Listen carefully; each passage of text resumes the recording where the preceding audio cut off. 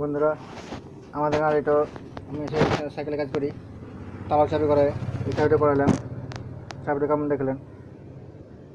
এরকমভাবে চাবি কাটিয়ে পাতি চাবি এই তালাটা চাবি করালাম ওখানে। আমাদের ঘর